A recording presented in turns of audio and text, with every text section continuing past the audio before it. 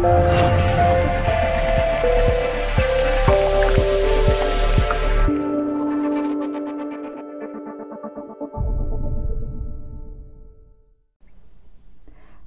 som Slavka Hofmanová zo školy chudnutia.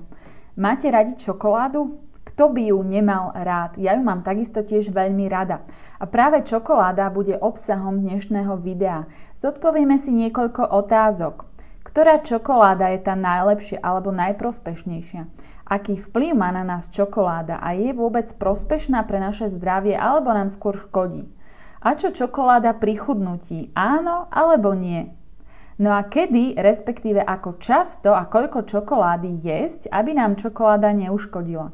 No a na záver si dáme niekoľko tipov na správny výber a jedenie čokolády. Takže povedzme si, čo vlastne je čokoláda. Keď poviem slovo čokoláda, určite každému z vás sa pred očami objaví tá vaša najobľúbenejšia čokoláda. Všetci ju dobre poznáme, vieme ako chutí, vieme ako vonia, aký má tvar, akú má farbu. Takže poznáme niekoľko druhov čokolád, no a ktorá je tá najlepšia? Takže keď si to tak základne podelíme, tak poznáme mliečnú, bielu a horkú. Čo myslíte, ktorá z nich je tá najzdravšia? Samozrejme horká. Omieľa sa to z každej strany, že naozaj horká čokoláda je zdraviu najprospešnejšia. Ale zase nie je horká ako horká čokoláda. Aj tu delíme horké čokolády na kvalitné, menej kvalitné, nekvalitné čokolády. Naozaj, keď už siahnete po nejakej čokoláde, tak je potrebné si vybrať naozaj kvalitnú, tú drahšiu čokoládu, ktorá obsahuje minimálne aspoň 70% toho kakaa. No a aký vplyv má na nás čokoláda? Je prospešná? Ako je prospešná pre naše zdravie? Aké má účinky? Čokoláda, tá kvalitná horká, o nej sa teda teraz bavíme, obsahuje flavonoidy, obsahuje antioxidanty, vlákninu, dôležité minerály ako fluor, draslík, horčík, ďalej obsahuje vitamíny. No a samozrejme obsahuje bielkoviny, cukry, tuky. No a tuky v tom najväčšom množstve v porovnaní s bielkovinami a cukrami, takže je naozaj kalorická. Ale ako sme pred chvíľkou povedali, naozaj obsahuje prospešné látky pre naše zdravie, ktoré priaznivo vplývajú na srdcovo-cievny systém, ochraňujú naše srdce, znižujú tlak, znižujú cholesterol, chránia nás pred voľnými radikálmi, spomaľujú starnutie a tak ďalej. Tak by som mohla menovať ďalšie veci, na ktoré má čokoláda, kvalitná horká čokoláda naozaj prospešné účinky. No a čo taká čokoláda a chudnutie? Ide to vôbec dokopy? Faktom je, že aj napriek všetkým pozitívam a všetkým tým priaznivým účinkom má naďalej čokoláda príliš veľa kalórií. Čiže tie kalórie jej tam naďalej ostali a preto si teraz nemyslíme, že teda ak je tá čokoláda zdravá, má pre nás priaznivé účinky, že by sme jej mali zjesť veľa.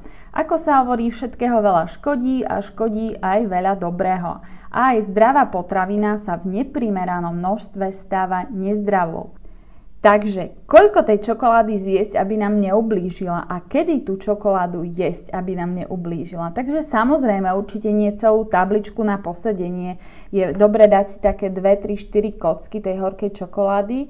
No a kedy, alebo v akých časových intervaloch? Tak určite nie pravidelne, nie každý deň, pretože tým každým dňom si vytvárame určitý zvyk, určitú závislosť. A o to horšie je to pri chudnutí. Keď si povolíte každý deň nejakú sladkosť, tak o to viac vás to bude lákať a o to viac budete svoj mozog vlastne navádzať na to sladké. Takže úplne stačí 2 až 3 krát v týždni, ale pozor na to.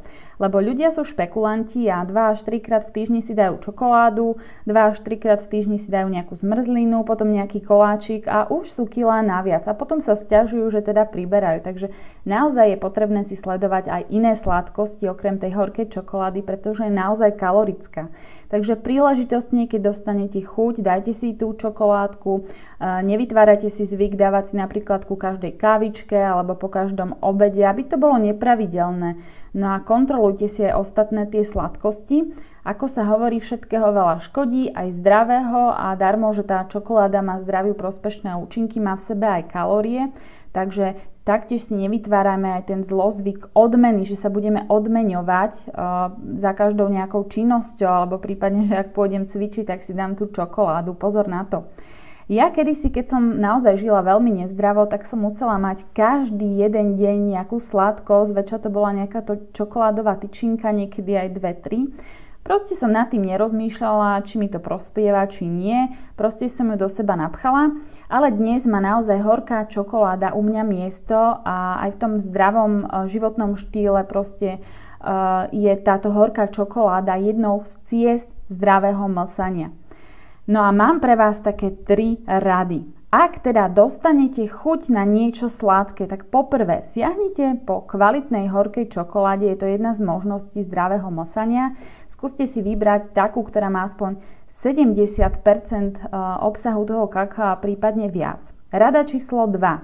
Dajte si tak 2, 3, 4 kocky maximálne. Rada číslo 3. Nevytvárajte si zvyk v pravidelnosti. Nedávajte si ju vždy po obede, alebo vždy ku kávičke, alebo za odmenu, alebo že si ju vždy kúpite, keď pôjdete do obchodu, že si vytvárate doslova zásobu. Proste nech to nie je viazané na určitú činnosť. No a aby teória nezostala iba teóriou, tak mám pre vás aj 2 také malé úlohy. Môžeme začať už aj hneď dnes. Ak sa rozhodnete, že si teda kúpite nejakú kvalitnú horkú čokoládu, tak pri najbližšom nákupe si určite popozerajte rôzne druhy tých čokolád. Prečítajte si ich zloženie, nutričné hodnoty, skúste porovnať obsah tej kakaovej hmoty alebo toho kakaa a tak si vlastne vyberte kvalitnú, radšej drahšiu čokoládu, ktorá má naozaj najväčší obsah toho kakaa. No a úloha číslo 2. Naučte sa jesť čokoládu, naučte sa ju vychutnávať, pretože častokrát vidím ľudí, ja som takisto kedysi takto jedávala čokoládu, že som ju hodila do úst, rýchlo pochrumala a zhltla za 2-3 sekundy. A po čokoláde už nebolo chýru ani slichu, takže naopak, naučte sa ju vychutnávať pekne po jednej kocke, cmúľajte, rozpúšťajte, zamerajte sa na jej chuť, na jej vôňu, na farbu. Buďte duchom prítomní a vychutnávajte si tú čokoládu, doslova ju vnímajte, že ju máte v ústach. Takže ja vám prajem zdravé mlsanie. No a ak si sami neviete poradiť s chudnutím, tak pod videom je linka, kliknite na ňu a my vám veľmi radi pomôžeme.